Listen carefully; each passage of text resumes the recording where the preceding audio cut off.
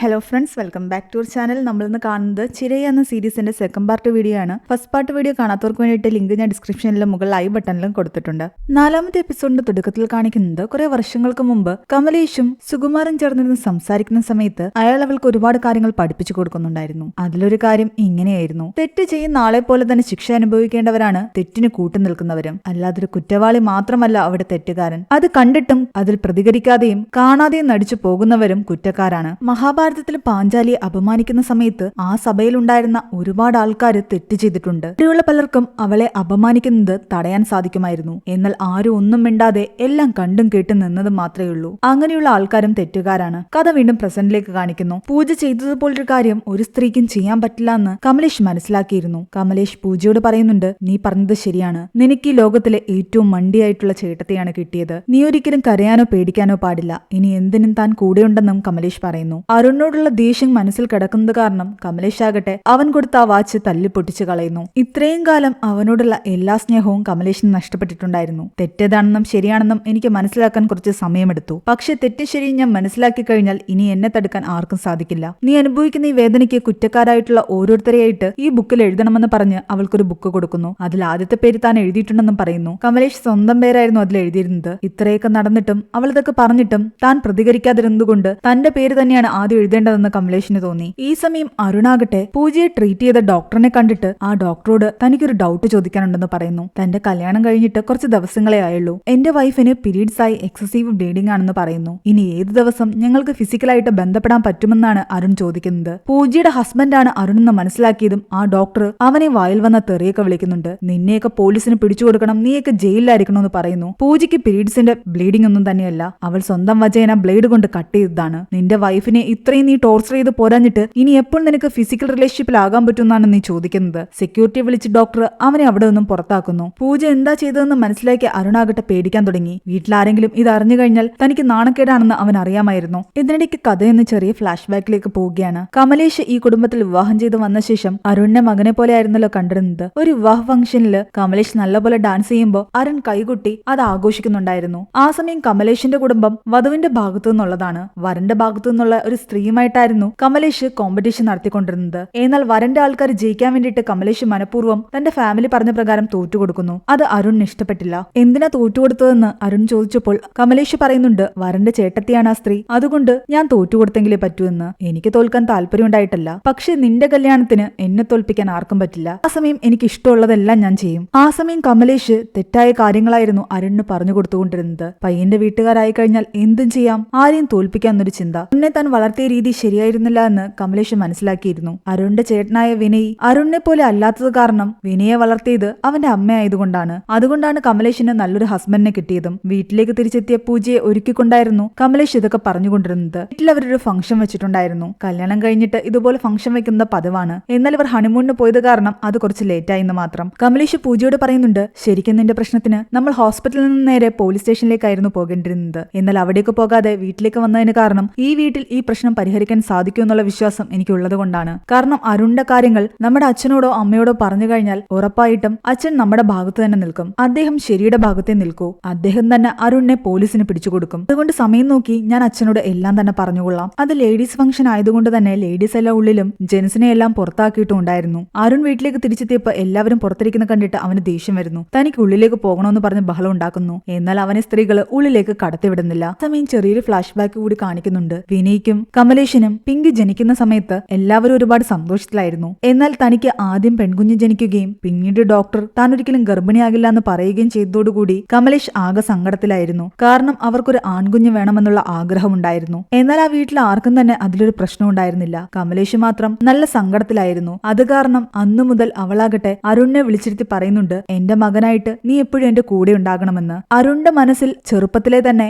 ചില ചിന്തകൾ വന്നു തുടങ്ങിയിരുന്നു. എല്ലാവരും ആൺകുട്ടികൾ ജനിക്കാനാണ് ആഗ്രഹിക്കുന്നതെന്നും ആൺകുട്ടികൾക്കാണ് ഈ സമൂഹത്തിൽ വില കൂടുതലെന്നും കുടുംബത്തിലെ തന്റെ സ്ഥാനം അവിടെയുള്ള സ്ത്രീകളെക്കാൾ വലുതാണെന്ന് അന്നു മുതലേ അരുണിന് തോന്നി തുടങ്ങിയിരുന്നു. കമലേഷിനോട് അമ്മായിമ്മ പറയുമായിരുന്നു, പുറത്തേക്ക് പോകുമ്പോൾ അരുണിനെ കൂടെ കൂട്ടിയിട്ട് പോകണമെന്ന്. സ്ത്രീക്ക് പുറത്തേക്ക് ഇറങ്ങണമെങ്കിൽ ഒരു ആൺതുണ വേണമെന്ന് അന്നു മുതലേ അരുണിന്റെ മനസ്സിൽ തോന്നാൻ തുടങ്ങി. സ്ത്രീകൾ ദുർബലരാണെന്ന് അന്നു മുതലേ അവൻ വിശ്വസിച്ചിരുന്നു. അവൻ അങ്ങനെയൊക്കെ ചിന്തിക്കാൻ തുടങ്ങിയതിന് കാരണവും കമലേഷ് അവനെ വളർത്തിയ രീതികളായിരുന്നു. ആ സമയം പൂജയാകട്ടെ കമലേഷിന്റെ കയ്യിൽ നിന്നും ബുക്ക് വാങ്ങിയിട്ട് രണ്ടാമതൊരു പേര് അതിൽ എഴുതുന്നു. സ്വന്തം അമ്മയുടെ പേരായിരുന്നു അത്. താൻ അനുഭവിച്ച കാര്യങ്ങളെല്ലാം തന്റെ അമ്മയോട് തുറന്നു പറഞ്ഞിട്ടും അവര് തന്റെ കൂടെ നിന്ന് തന്നെ സപ്പോർട്ട് ചെയ്യാൻ തയ്യാറാകാത്തത് കാരണം അവരും തെറ്റുകാരിയാണെന്ന് പറഞ്ഞുകൊണ്ടായിരുന്നു പൂജ ആ പേരെഴുതിയത്. അമ്മയുടെ പേരെഴുതാൻ പൂജയ്ക്ക് മറ്റൊരു കാരണം കൂടി ഉണ്ടായിരുന്നു. അവൾക്ക് 12 വയസ്സുള്ളപ്പോൾ കൂടെ ട്യൂഷൻ സെന്ററിൽ പഠിക്കുന്ന ഒരു പയ്യൻ അവളുടെ ബ്രസ്റ്റിൽ കൈവച്ചു. ആ കാര്യം അവളന്ന് അമ്മയോടാണ് തുറന്നു പറഞ്ഞത്. എന്നാൽ അവളുടെ അമ്മയാകട്ടെ അവളെയായിരുന്നു കുറ്റപ്പെടുത്തിയിരുന്നത്. അവളുടെ അമ്മയെ കൊണ്ട് സാധിക്കുമായിരുന്നെങ്കിൽ അവളുടെ ബ്രസ്റ്റ് പോലും വലുതാകാതെ ചെറുതാക്കി വെക്കാൻ അവർ ശ്രമിക്കുമായിരുന്നു എന്നാണ് പൂജ പറയുന്നത്.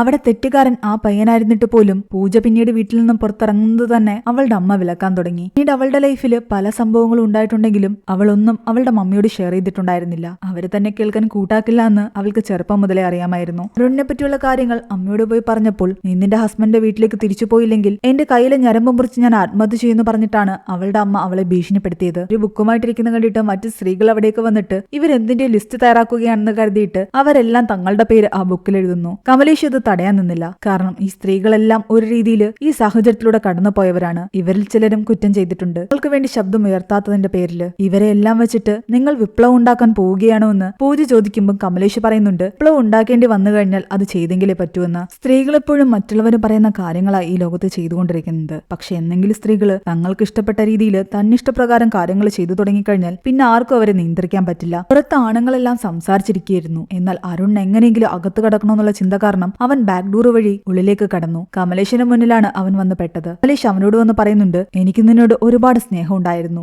ഞാൻ നിന്റെ ചേട്ടത്തിയാണ്. നിനക്ക് എല്ലാ അനുഗ്രഹവും ഞാൻ തരുന്നുണ്ട്. കാരണം ഞാൻ നീ ചെയ്ത തെറ്റിനെല്ലാം തന്നെ നിനക്ക് ശിക്ഷ വാങ്ങിച്ചു തരാൻ പോവുകയാണ്. നിന്നെ ഞാൻ എന്തായാലും ജയിലിലയക്കും. തന്റെ ചേട്ടത്തിയുടെ വായിൽ നിന്നും ആ വാക്കുകൾ കേട്ട അരുൺ ശരിക്കും പേടിച്ചുപോയി. അവിടെയാണ് 4ാമത്തെ എപ്പിസോഡ് അവസാനിക്കുന്നത്. 5ാമത്തെ എപ്പിസോഡിന്റെ തുടക്കത്തിൽ കാണിക്കുന്നത് അരുൺ പൂജയോട് ചെയ്ത ക്രൂരതകളെല്ലാം കമലേഷ് സുകുമാറിന്റെയും മറ്റ് ഫാമിലി അംഗങ്ങളുടെ മുന്നിൽ നിന്ന് പറയുന്നതാണ്. ഈ വക കാര്യങ്ങൾ കേട്ട സുകുമാർ നല്ല ദേഷ്യത്തിലായിരുന്നു. അയാൾ അരുണിനോട് അവളോട് സോറി പറയാൻ പറയുന്നു. അരുൺ ഒരു സോറി പൂജയോട് പറയുന്നു. അത് കഴിഞ്ഞതും സുകുമാറും അയാളുടെ വൈഫും പറയുന്നുണ്ട് ഈ എല്ലാവരും അവരവരുടെ ജോലി ചെയ്യാൻ. കമലേഷിനോടും പൂജയോടും പോയി കിച്ചണിൽ കുക്ക് ചെയ്യാനും പറയുന്നു. പൂജയും കമലേഷും ഞെട്ടിത്തെറിച്ചിരിക്കുകയായിരുന്നു. ഇത്രയും സീരിയസ് ആയിട്ടൊരു പ്രശ്നം ഫാമിലി മെമ്പേഴ്സിന്റെ മുന്നിൽ പറഞ്ഞിട്ടും അവർ അരുണിനെ കൊണ്ട് ഒരു സോറി പറയിപ്പിച്ചിട്ട് കിച്ചണിൽ പോയി പണിയെടുക്കാൻ ഇവരോട് പറഞ്ഞിരിക്കുന്നു.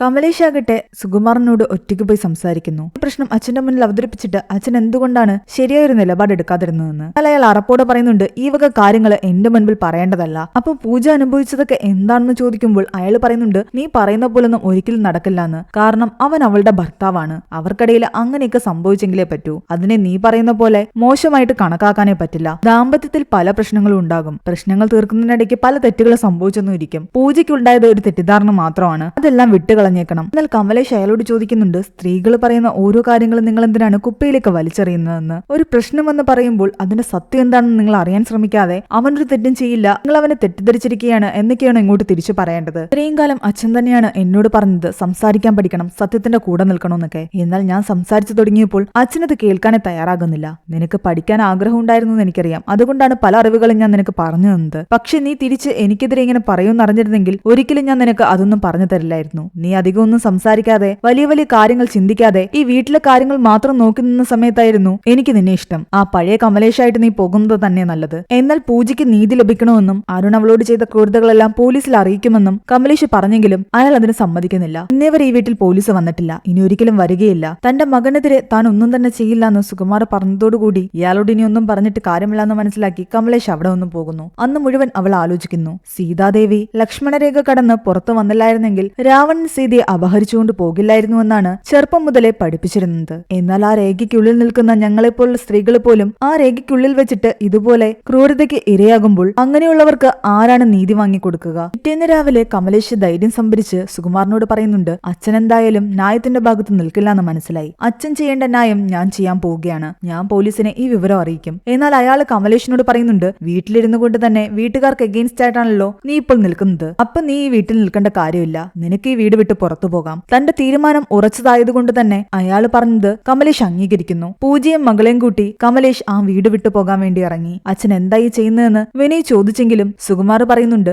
അവൾക്കെന്തായാലും ഈ വീട്ടിൽ നിന്നുകൊണ്ട് ഈ വീട്ടുകാർക്കെതിരെ ഒന്നും തന്നെ ചെയ്യാൻ പറ്റില്ല. അതിന് ഞാൻ സമ്മതിക്കില്ല. വീട്ടുകാർക്കെതിരെ എന്തെങ്കിലും ചെയ്യണമെങ്കിൽ അവൾ ഈ വീട് വിട്ട് പോയെങ്കിലേ പറ്റൂ. വേറെ വഴിയില്ലാതെ പൂജയും കമലേഷും പിങ്കിയും അവിടെ നിന്നും യാത്ര തിരിച്ചു. എങ്ങോട്ടൊന്നും പോലും അവർക്ക് അറിയില്ലായിരുന്നു. എന്നാൽ വിനയോട് സുകുമാർ പറയുന്നുണ്ട് അവൾ അധിക ദൂരമൊന്നും പോകില്ല എന്ന്. എവിടെ പോകാനാ, അവൾക്ക് പോകാൻ ഒരിടവുമില്ല. കുറച്ചു കഴിയുമ്പോൾ അവർ രണ്ടുപേരും ഇവിടേക്ക് തിരിച്ചു വരും. എന്റെ കാലു പിടിച്ച് മാപ്പ് പറയും. അങ്ങനെ ഞാൻ അവരെ ഇവിടെ തിരിച്ചു കയറ്റുകയും ചെയ്യും. സുകുമാരന് ഉറപ്പായിരുന്നു കമലേഷ് തിരിച്ചു വരുമെന്ന്, അയാളോട് മാപ്പ് പറയുമെന്ന്. ദൂരം സഞ്ചരിച്ചിട്ടും എങ്ങോട്ടാ പോകണ്ടേന്ന് ഒരു പിടിയും കിട്ടാത്തത് കാരണം കമലേഷ് കരഞ്ഞുകൊണ്ട് സുകുമാർ പറഞ്ഞ പോലെ തന്നെ ആ വീട്ടിലേക്ക് തിരിച്ചെത്തി. എല്ലാവരും അകത്തായിരുന്നു. വിനയ മാത്രം പുറത്തു നിൽപ്പുണ്ടായിരുന്നു. കമലേഷ് ഓടി വന്ന് വിനയെ കെട്ടിപ്പിടിക്കുന്നു. എനിക്ക് എങ്ങോട്ടും പോകണ്ട, ഞങ്ങൾക്ക് പോകാനൊരു സ്ഥലമില്ല, വീട്ടിലേക്ക് തന്നെ തിരിച്ചു കയറുകയാണെന്ന്. എന്നാൽ വിനയ് അവളോട് പറയുന്നുണ്ട്, കാലങ്ങൾക്ക് ശേഷമാണ് നീ ധൈര്യം സംഭരിച്ച് ഒരു വലിയ തീരുമാനം എടുത്തിരിക്കുന്നത്. ഒരിക്കലും അതിൽ നിന്ന് പിന്നോട്ട് പോകാൻ പാടില്ല. എന്ത് വന്നാലും ഞാൻ നിന്റെ കൂടെയുണ്ട്. കുറച്ച് നാളുകൾക്ക് മുൻപ് ബസ്സിൽ വെച്ച് ഒരു പെൺകുട്ടിയെ ഒരാൾ ശല്യം ചെയ്യുന്നത് ഞാൻ കണ്ടിരുന്നു. ആ സമയം എനിക്ക് റിയാക്ട് ചെയ്യാനേ തോന്നിയില്ല. ഞാൻ ഒന്നും മിണ്ടാതെ അത് കണ്ടുകൊണ്ടിരുന്നു. ആ പെൺകുട്ടി അന്ന് അനുഭവിച്ച വേദന എന്താണെന്ന് ഓരോ ദിവസവും എന്റെ മനസ്സിലൂടെ കടന്നുപോയിക്കൊണ്ടിരുന്നു. പിന്നീട് ആ ബസ്സിൽ കയറുമ്പോഴെല്ലാം തന്നെ എനിക്കൊരു കുറ്റബോധം ഉണ്ടായിരുന്നു. ഒരു തവണ ഞാൻ പ്രതികരിക്കാതിരുന്നതിന്. നീ ഒരിക്കലും ആ ഒരു കുറ്റബോധത്തിൽ ജീവിക്കാൻ പാടില്ല. പൂജയ്ക്ക് വേണ്ടി നീ എടുത്ത തീരുമാനം തന്നെയാണ് ശരിയെന്നും അതുകൊണ്ട് അതുമായിട്ട് തന്നെ മുന്നോട്ട് പോകണമെന്നും പറയുന്നു. മുൻപത്തെ നിന്നേക്കായാലും എനിക്കിപ്പോഴത്തെ നിന്നെയാണ് ഒരുപാട് ഇഷ്ടം. കാലങ്ങളായി അയാൾ പറയാൻ മടിച്ചിരുന്ന ഐ ലവ് യു അന്ന് അയാൾ ധൈര്യത്തോടുകൂടി കമലേഷിന്റെ മുഖത്ത് നോക്കി പറയുന്നു. മറ്റെന്തിനേക്കാളുവേറെ വിനയെ തന്നെ സപ്പോർട്ട് ചെയ്യുന്നതോടെ കമലേഷിന് ധൈര്യം തോന്നാൻ തുടങ്ങി. രണ്ടും കൽപ്പിച്ച് അവളാകട്ടെ അകത്തേക്ക് കയറി ചെല്ലുന്നു. സുകുമാർ അവളെ കണ്ടതും ചിരിക്കുന്നുണ്ട്. ഞാൻ പറഞ്ഞ പോലെ തന്നെ നീ തിരിച്ചു വന്നല്ലോ എന്ന്. അവൾ വന്ന് അയാളുടെ കാലിൽ തൊട്ട് അനുഗ്രഹം വാങ്ങി. എന്നിട്ട് അയാളോട് പറയുന്നുണ്ട്, അച്ഛൻ പറഞ്ഞ പോലെ ഞാൻ ഇവിടേക്ക് തിരിച്ചു വന്നതല്ല, അച്ഛന്റെ അനുഗ്രഹം വാങ്ങാൻ വേണ്ടി മാത്രം വന്നതാണ്. അതും പറഞ്ഞിട്ട് അവൾ തിരിച്ചുപോയി. തന്റെ പ്രതീക്ഷകളെല്ലാം തെറ്റിയതിൽ സുകുമാറിന് നല്ല ദേഷ്യം തോന്നുന്നുണ്ടായിരുന്നു. കമലേഷ് അവിടെ നിന്നും പൂജയും പിങ്കിയും കൂട്ടി നേരെ പോകുന്നത് തന്റെ ഗ്രാമത്തിലുള്ള തന്റെ ഗ്രാൻഡ്ബയുടെ അടുത്തേക്കാണ്. അയാളൊരു വക്കീലായിരുന്നു. അവിടെ ചെന്ന് അയാളോട് കാര്യങ്ങളെല്ലാം തന്നെ പറയുന്നു. അരുൺ ചെയ്തത് ശരിയല്ല എന്നുള്ള കാര്യം അയാൾക്ക് മനസ്സിലായി. പക്ഷേ ഇവിടുത്തെ നിയമം അനുസരിച്ച് മറൈറ്റൽ റേപ്പിനെ റേപ്പെന്ന് നമുക്ക് പറയാൻ പറ്റില്ല. അതിനെതിരെ കേസ് കൊടുക്കാനും പറ്റില്ല. മറൈറ്റൽ റേപ്പിനെ എതിർത്തുകൊണ്ടുള്ള ഒരു നിയമവും ഇവിടുത്തെ സംവിധാനത്തിൽ ഇല്ലാത്തത് കാരണം ഞങ്ങൾക്കപ്പോൾ ലീഗലായിട്ട് മുന്നോട്ട് പോകാൻ പറ്റില്ല എന്ന് കമലേഷ് ചോദിക്കുമ്പോൾ അയാൾ പറയുന്നുണ്ട്, നിങ്ങളോട് തെറ്റ് ചെയ്ത ആൾക്കാർക്കെതിരെ കേസ് കൊടുക്കണമെങ്കിൽ സ്ത്രീധന പീഡനത്തിന്റെ പേരിൽ ഒരു കേസ് കൊടുക്കാം, അല്ലാതെ മറൈറ്റൽ റേപ്പിന്റെ പേരിൽ കേസ് കൊടുക്കാൻ പറ്റില്ല. എന്നാൽ കമലേഷ് പറയുന്നുണ്ട്, സ്ത്രീധനത്തിന്റെ പേരിൽ എന്തിനാണ് കേസ് കൊടുക്കുന്നത്? അവർ അങ്ങനെയൊന്നും ചെയ്തിട്ടില്ല. മറൈറ്റൽ റേപ്പിന്റെ പേരിൽ തന്നെ കേസ് കൊടുക്കുന്നതാ നല്ലത്. കള്ളം പറഞ്ഞ് കേസ് കൊടുക്കേണ്ട കാര്യമില്ല. പക്ഷെ മറൈറ്റൽ റേപ്പിന്റെ പേരിൽ കേസ് കൊടുക്കാനുള്ള ഒരു ഓപ്ഷൻ ഇല്ലാത്തത് കാരണം പൂജ പറയുന്നുണ്ട്, നിങ്ങൾ പറയുന്ന പോലെ സ്ത്രീധനത്തിന്റെ പേരിൽ തന്നെ കേസ് കൊടുത്തുകൊള്ളാൻ. കാരണം അരുണിന് ശിക്ഷ കൊടുക്കാൻ വേണ്ടിയിട്ട് ഏത് രീതിയും തിരഞ്ഞെടുക്കാൻ പൂജ തയ്യാറായിരുന്നു. പക്ഷേ കമലേഷ് പൂജയെ എതിർക്കുന്നു. നടക്കാത്തൊരു കാര്യത്തിന്റെ പേരിൽ എന്തിനാ കേസ് കൊടുക്കുന്നത്? ഞാൻ അതിന് സമ്മതിക്കില്ല. ഇത് എന്റെ പോരാട്ടമാണെന്നും ആ വേദന മുഴുവൻ സഹിച്ചത് ഞാനാണെന്നും പൂജ പറയുന്നു. 7 രാത്രികളാണ് അരുൺ അവളെ ക്രൂരമായി പീഡിപ്പിച്ചത്. അവൻ എന്തായാലും ശിക്ഷ വാങ്ങിച്ചു കൊടുത്തെങ്കിലേ പറ്റൂ. അതിന് താൻ ഏതറ്റം വരെയും പോകും. കമലേഷിന്റെ ഗ്രാൻഡ് പറഞ്ഞ പ്രകാരം പൂജ കേസുമായിട്ട് മുന്നോട്ട് പോകാൻ തീരുമാനിച്ചു. അയാൾ ഒരു കംപ്ലൈന്റ്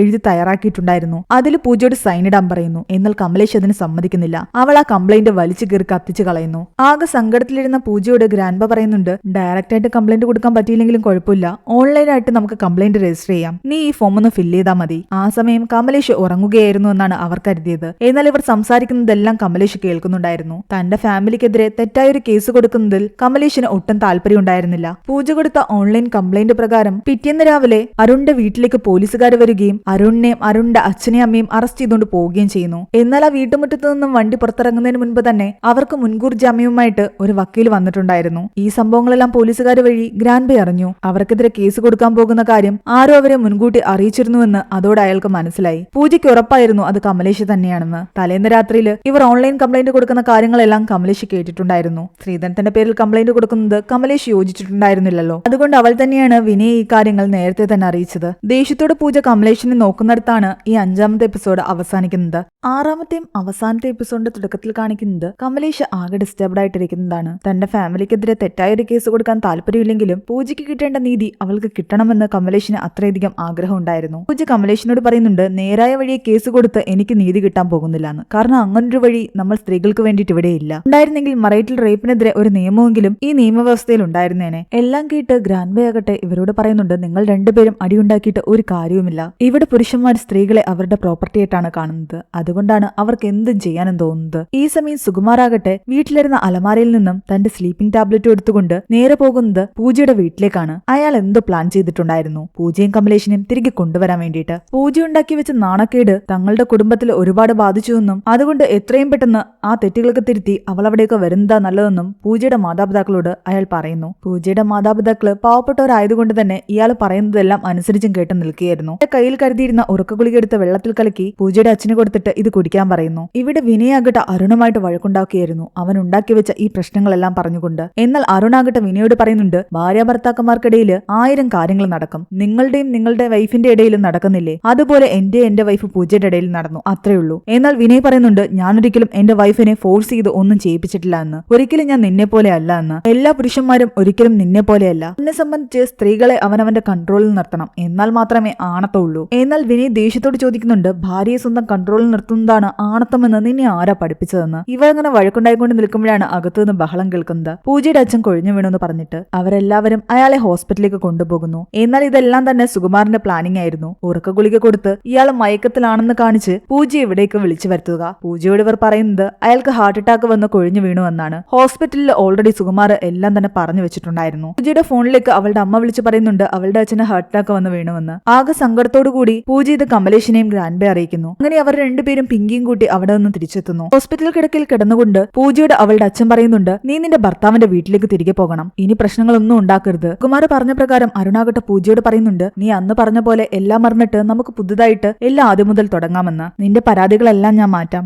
വീണ്ടും നമുക്ക് ഹണിമൂണിന് പോകാം. എന്നാൽ ഇവരെല്ലാവരും ഇവൾ അനുഭവിച്ച വേദനകളെല്ലാം മറന്ന് നോർമലായിട്ട് സംസാരിക്കുന്നത് കണ്ടിട്ട് പൂജയ്ക്ക് ദേഷ്യം വരുന്നുണ്ട്. അവൾക്കൊരിക്കലും ഇനി അരുണിന്റെ അടുത്തേക്ക് തിരിച്ചു പോകാൻ പറ്റില്ലായിരുന്നു. എല്ലാവരും പൂജ നിസാരമായിട്ട് വീട്ടിലേക്ക് തിരിച്ചു പോയിക്കൊള്ളൂ എന്ന് വിചാരിച്ചുകൊണ്ടിരിക്കുകയാണ്. അവരെല്ലാവരും സംസാരിച്ചുകൊണ്ടിരുന്നത് പൂജയുടെ സഹോദരന് സുകുമാർ വാങ്ങിക്കൊടുക്കാൻ പോകുന്ന ജോലിയെക്കുറിച്ചായിരുന്നു. ഇതെല്ലാം കണ്ട് ഞെട്ടിത്തരിച്ചിരിക്കുകയായിരുന്നു. എന്റെ സഹോദരന്റെ ഭാവി സുരക്ഷിതമാക്കാനും അവന് ജോലി കിട്ടാനും ഒക്കെ വേണ്ടിയിട്ട് താൻ അനുഭവിച്ച വേദനകളെല്ലാം മറന്ന് അരുണിന്റെ കൂടെ പോകാനാണ് അവളുടെ വീട്ടുകാർ അവളോട് ആവശ്യപ്പെട്ടുകൊണ്ടിരിക്കുന്നത്. എന്നാൽ ഈ പ്രാവശ്യം കമലേഷ് അവളുടെ കൂടെ ഉണ്ടായിരുന്നു. അതുകൊണ്ട് തന്നെ ധൈര്യം സംഭരിച്ച് അവൾ വീട്ടിലേക്ക് തിരിച്ചെത്തി. ഫാമിലിയായിട്ട് എല്ലാവരും ഒരുമിച്ചിരിക്കുമ്പോൾ അരുണാകട്ടെ പൂജയോട് എല്ലാവർക്കും സീറ്റ്സ് കൊടുക്കാനും എന്റെ അടുത്ത് വന്ന് ഇരിക്കാനും ഒക്കെ പറയുന്നുണ്ട്. അവൾ ആദ്യം ചെയ്യാതിരിക്കുമ്പോൾ അവൻ കടുപ്പിച്ചു പറയും. മനസ്സില്ലാ മനസ്സോടെ അവൾ അതെല്ലാം കേട്ടു. സുകുമാർ നിസ്സാരമായിട്ട് എല്ലാവരോടും പറയുന്നുണ്ട്, ഭാര്യ ഭർത്താക്കന്മാരാവുമ്പം ഇങ്ങനെ ചില പ്രശ്നങ്ങളൊക്കെ ഉണ്ടാകും, അതൊക്കെ അങ്ങ് മറന്നു കളഞ്ഞേക്കണം. എന്നാൽ കമലേഷ് അപ്പോഴും അരുണിനോട് ക്ഷമിച്ചിട്ടുണ്ടായിരുന്നില്ല. ചേട്ടത്തിക്ക് എന്നോട് എന്തെങ്കിലും ദേഷ്യം ഉണ്ടെങ്കിൽ എന്നെ ഒരു അടിയടിച്ച് ആ ദേഷ്യം അങ്ങ് കളയാൻ അരുൺ പറഞ്ഞെങ്കിലും കമലേഷ് പറയുന്നുണ്ട്,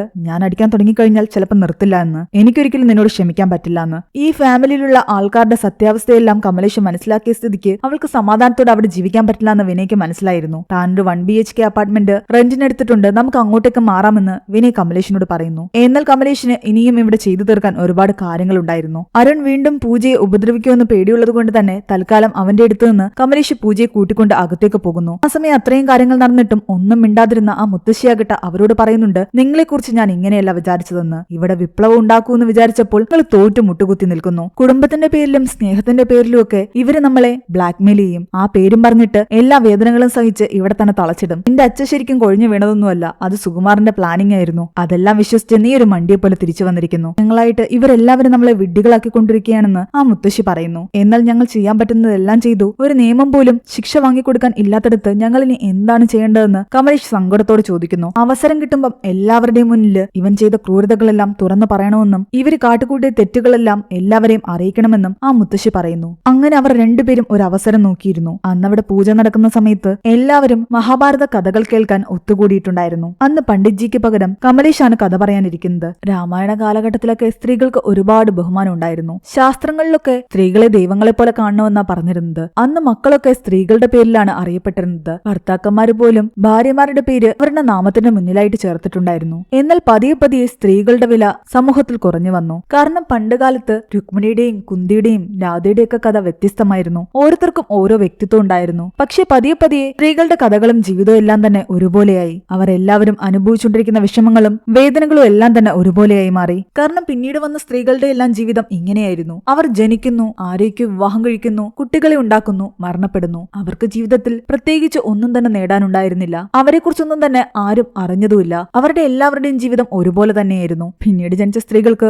ഒരുപാട് കാര്യങ്ങൾ നിഷേധിക്കപ്പെട്ടു. ചൂടുള്ള ആഹാരം, എല്ലാവരുടെയും കൂടെ ഇരുന്ന് ആഹാരം കഴിക്കാൻ പറ്റുന്ന രീതി, നല്ല പുതിയ പുതിയ വസ്ത്രങ്ങൾ, പുതിയ ചെരുപ്പ്, പുറത്ത് മൈതാനത്ത് എല്ലാവരോടും ഒത്ത് കളിക്കാനുള്ള ഫ്രീഡം, ഇതെല്ലാം തന്നെ നഷ്ടപ്പെട്ടു തുടങ്ങി. സ്ത്രീകൾക്ക് അവസാനമായിട്ട് അവരുടേതെന്ന് പറയാനുണ്ടായിരുന്നത് അവരുടെ ശരീരം മാത്രമായിരുന്നു. എന്നാൽ ഈ കാലഘട്ടത്തില് ആ ശരീരവും അവരുടേത് അല്ലാതായി മാറിയാലോ, അതും അവരുടെ അടുത്തുനിന്ന് തട്ടിപ്പറിച്ചാലോ? അങ്ങനെ ഒരു കഥയാണ് ഞങ്ങൾക്ക് പറയാനുള്ളത്. ഇത് ഞങ്ങളുടെ പേഴ്സണൽ സ്റ്റോറിയാണ് എന്ന് പറഞ്ഞുകൊണ്ട് കമലേഷ് പൂജയെ അവിടേക്ക് വിളിക്കുന്നു. ഇവരെന്താണ് പറയാൻ ശ്രമിക്കുന്നതെന്ന് അരുണിനും സുകുമാറിനും മനസ്സിലായി. പൂജയെ പലതവണ തടയാൻ അരുൺ ശ്രമിച്ചെങ്കിലും പൂജ ധൈര്യം സംഭരിച്ച് കമലേഷിന്റെ അടുത്ത് പോയിരുന്ന് താൻ അനുഭവിച്ച കാര്യങ്ങളെല്ലാം അവിടെ ഇരുന്ന സ്ത്രീകളോട് പറയാൻ ആരംഭിച്ചു. സുകുമാർ ദേഷ്യം പൂണ്ടിരിക്കുകയായിരുന്നു. അരുണിനോട് എങ്ങനെയെങ്കിലും ഇതൊക്കെ തടയാൻ പറയുന്നുണ്ട്. എന്നാൽ അരുണും നിസ്സഹായനായിരുന്നു. അത്രയധികം ആൾക്കാരിരിക്കുമ്പോൾ പൂജയെ ഒന്നും ചെയ്യാൻ പറ്റില്ല. തന്നെ റേപ്പ് ചെയ്തു എന്നുള്ള കാര്യം കാര്യം അവൾ എല്ലാവരോടും പറഞ്ഞപ്പോൾ അവരെല്ലാം അത് കേട്ട് ഞെട്ടിത്തരിച്ചിരിക്കുകയായിരുന്നു. സുകുമാർ എല്ലാവരോടും പറയുന്നുണ്ട്, ഈ വക കാര്യങ്ങൾ കേട്ടുകൊണ്ടിരിക്കാൻ നിങ്ങൾക്ക് നാണക്കേടില്ലേ എന്ന്, ഇവിടെ നിന്ന് എഴുന്നേറ്റ് പോകാൻ. അവരെല്ലാവരും പോകാൻ തുടങ്ങിയതും കമലേഷ് ആകട്ടെ അവരോട് പറയുന്നുണ്ട്, ഇന്നുവരെ നിങ്ങളെ ആരെയും നിങ്ങളുടെ അനുവാദമില്ലാതെ ഒരു പുരുഷനും തൊട്ടിട്ടില്ലാന്നും ശല്യം ചെയ്തിട്ടുമില്ലാന്ന് ഉറപ്പുണ്ടെങ്കിൽ നിങ്ങൾക്ക് ഇവിടെ നിന്ന് പോകാം. ഒരു തവണയെങ്കിലും നിങ്ങളുടെ ജീവിതത്തിൽ അങ്ങനെ എന്തെങ്കിലും അനുഭവിക്കേണ്ടി വന്നിട്ടുണ്ടെങ്കിൽ നിങ്ങൾക്ക് ഇവിടെ നിൽക്കാം. അവിടെ ഉണ്ടായിരുന്ന ഒരു സ്ത്രീകൾക്കും അവിടെ നിന്നും പോകാൻ പറ്റിയില്ല.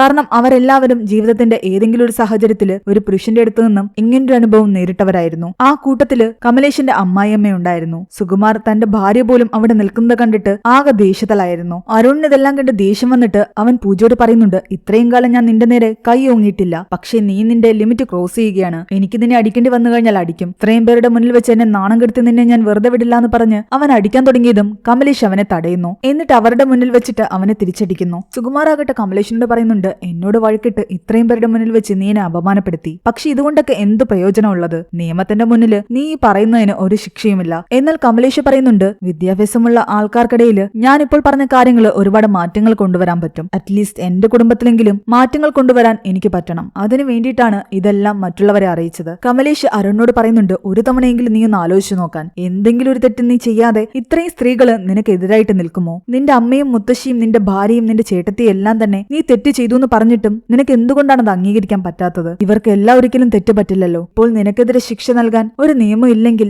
നീ രക്ഷപ്പെടുമായിരിക്കും. പക്ഷെ അങ്ങനൊരു നിയമം വരുന്നൊരു ദിവസം ഉണ്ടാകും. അന്ന് വരെ ഞാൻ കാത്തിരിക്കും. അതിനുശേഷം നിന്നെ എന്തായാലും ഉറപ്പായിട്ടും കോടതി കയറ്റുകയും ശിക്ഷ വാങ്ങി തരികയും ചെയ്യും. ഇനി മുതൽ നിന്റെ ഫാമിലിയിലുള്ള ഒരു സ്ത്രീകളുടെയും വിശേഷങ്ങൾ നിനക്ക് അറിയാൻ പറ്റില്ല. പിങ്കിയുടെ കല്യാണത്തിന് പോലും നിന്നെ ഞാൻ അടുപ്പിക്കില്ല. ഞാൻ മരിച്ചു കഴിഞ്ഞാൽ എന്റെ ശവം പോലും നീ കാണാൻ പാടില്ല. എല്ലാം കേട്ട് വിനയം പറയുന്നുണ്ട്, എന്നെ പോലുള്ള ആണുങ്ങള് ഒരുപാട് തെറ്റുകൾ കണ്ടിട്ടും അതിനെതിരെ പ്രതികരിക്കാതെ ഒന്നും മിണ്ടാതെ എല്ലാം കണ്ടും കേട്ടും നിൽക്കും. അതും വലിയ കുറ്റം തന്നെയാണ്. ഞാനും എന്റെ ജീവിതത്തിൽ അങ്ങനെ പലതും ചെയ്തിട്ടുണ്ട്. പക്ഷെ എന്റെ തെറ്റെനിക്ക് മനസ്സിലായി. വിനയ് സുകുമാറിനോട് പറയുന്നുണ്ട്, തെറ്റ് ചെയ്യുമ്പോൾ അത് കാണാതിരിക്കുന്നത് ആ തെറ്റ് ചെയ്യുന്ന ആളെ പോലെ തന്നെ കുറ്റകരമാണെന്ന്. ഈ അരുണിനോട് മാപ്പ് പറയാൻ പറയുന്നു. അരുൺ മാപ്പ് പറഞ്ഞെങ്കിലും അവനൊരു കുറ്റബോധവും ഇല്ലാന്ന് പൂജയ്ക്ക് അറിയാമായിരുന്നു. ഒരു അടികൊണ്ടൊന്നും തന്നെ അവൻ നന്നാകില്ല എന്നും എല്ലാവർക്കും അറിയാം. കമലേഷും പറയുന്നുണ്ട്, സുകുമാറിന്റെ ചോരയല്ലേ ഇവന്റെ ശരീരത്തിലുള്ളത്, ഉറപ്പായിട്ടും അവൻ അങ്ങനെ പെട്ടെന്നൊന്നും മാറാൻ പോകുന്നില്ല. കാരണം ഇതൊക്കെ കേട്ടിട്ടും സുകുമാർ മാറിയിട്ടുണ്ടായിരുന്നില്ല. അരുൺ സുകുമാറിനോട് പറയുന്നുണ്ട്, ഞാൻ തെറ്റ് ചെയ്തുവെന്നും എനിക്കിത് തിരുത്തണമെന്നും. അയാൾ അതിന് മറുപടിയൊന്നും പറഞ്ഞില്ല. എന്തൊക്കെയാണെങ്കിലും ഇത് മറ്റുള്ളവരെ അറിയിക്കുകയും ഒരുപാട് സ്ത്രീകളുടെ സപ്പോർട്ട് തങ്ങൾക്ക് കിട്ടുകയും ചെയ്തതോടുകൂടി പൂജയും കമലേഷും അവിടെ പാതി വിജയമെങ്കിലും നേടിയെടുത്തു. ആ സന്തോഷത്തിൽ അവരെല്ലാവരും അവിടെ നിന്ന് പോകുന്നിടത്താണ് ഈ സീരീസ് അവസാനിക്കുന്നത്. ഈ ഒരു സീരീസിന്റെ സ്റ്റോറി എങ്ങനെയുണ്ടായിരുന്നു നിങ്ങൾ താഴെ കമന്റ് ചെയ്യുക. എക്സ്പ്ലനേഷൻ ഇഷ്ടപ്പെട്ടെങ്കിൽ വീഡിയോ ലൈക്ക് ചെയ്യാനും നമ്മുടെ ചാനൽ സബ്സ്ക്രൈബ് ചെയ്യാനും മറക്കണ്ട.